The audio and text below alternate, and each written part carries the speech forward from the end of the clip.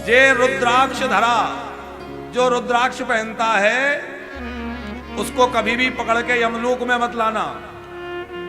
जो जटाजूट धारण करके और जटा बांधता है, लेकिन एक बात ध्यान रहे, जटा धारण करने का सबको अधिकार नहीं है।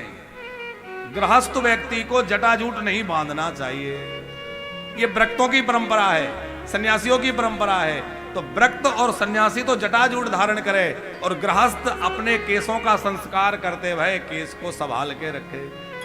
गृहस्थ को जटाजूट रखने का अधिकार नहीं है। क्या करें क्या ना करें, इसमें शास्त्र प्रमाण है। यदि हम शास्त्र से हटकर के कोई कार्य करते हैं तो उसमें हमें सिद्धि प्राप्त नहीं होती है। भगवान श्री कृष्ण गीता जी में कह रहे हैं पंकज जी, तस्मात् शास्त्रम प्रमाणम ते कार्य व्यवस्थितो ज्ञात्वा शास्त्रम विधानोक्तम कर्म कर्तुम्यर्हसि। क्या करें क्या ना करें, कर्तव्य क्या है अकर्तव्य क्या है, इसमें शास्त्र प्रमाण है। माने अपने मनमुखी भक्ति जो है वो व्यवचरित हो जाती है। भक्ति अथवा हमारा जो आचरण है वह मनमुखी ना हो, शास्त्रमुखी हो, गुरुमुखी हो। क्योंकि जो शास्त्र विहित कार्य ना करके शास्त्र में निषिद्ध जो कार्य है वो करता है, उसको न लोक में सुख मिलता है और न परलोक में गति प्राप्त होती है। या शास्त्र विधि मुत्सृज्य वर्तते काम कारता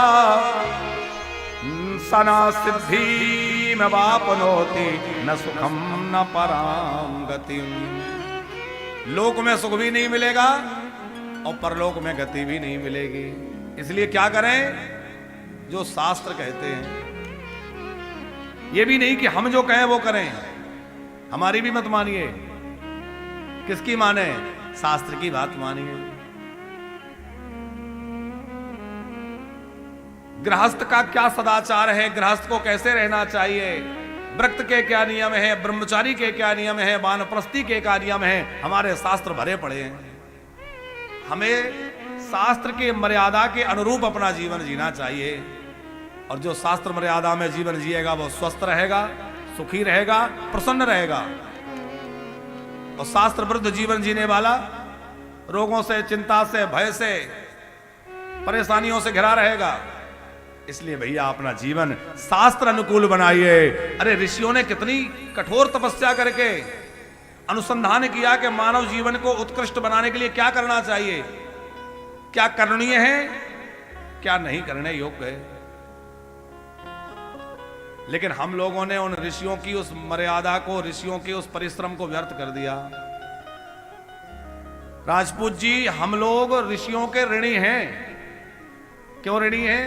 उन्होंने अपना जीवन समर्पित करके, सूखे पत्ते खा खा करके, जंगलों में रह करके, कठोर तपस्या साधना करके और यह अनुसंधान किया कि किस प्रकार मानव जीवन श्रेष्ठ बने, कैसे लोग सुखी रहें। तो एक एक चीज का बड़ा बारीकी से उन्होंने अन्वेषण किया कि नहीं। आज की भाषा में कहें तो हमारे ऋषि वैज्ञानिक थे। हम लोग वैज्ञानिक उनको कहते हैं जो रिसर्च करते हैं। और यदि ये कहा जाए तो अतिशयोक्ति नहीं होगी कि ऋषि माने जो रिसर्च करे वो ऋषि है। ऋषि शब्द का एक अर्थ ये भी है जो रिसर्च करे। उन्होंने भी अनुसंधान किया है, क्या किया जाए क्या न किया जाए। जन्म से ही मनुष्य 3 ऋणों से ऋणी होके आता है। सब जानते हैं कौन कौन से ऋण हैं? देव ऋण, ऋषि ऋण और पितृ ऋण। ये 3 ऋण हम सब पर लगे हुए हैं। तो देव ऋण से मुक्ति कैसे मिले? बोले देवताओं का अर्चन करें, देवताओं का पूजन करें, सूर्य नारायण भगवान को जल चढ़ाएं, ठाकुर जी की सेवा करें, शिवलिंग को जल बिलपत्र चढ़ाएं।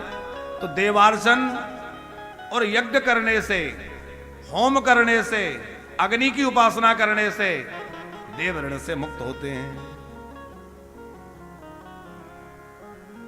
वेदों का पाठ करने से, स्मृतियों का पठन पाठन करने से, पुराणों का पठन पाठन करने से हम लोग जो है ऋषि ऋण से मुक्त होते हैं।